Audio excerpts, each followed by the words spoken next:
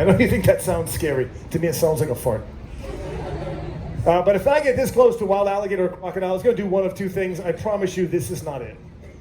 He's either going to make some huge explosive move to attack me out of self-defense. That's him thinking I'm the threat, I'm the predator.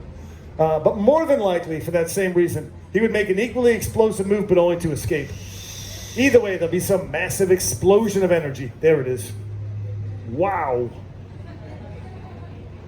All right, these guys don't do a whole lot of that stuff. They don't do that because almost, not you and not you, almost every gator in this pit has been here long enough to realize that I'm not going to hurt him. And once that kind of settles in, there is no real motivation to make these huge explosive movements they're so famous for. Every time you see a wild alligator, or a crocodile for that matter, making those explosive movements, that's absolutely exhausting for the animal.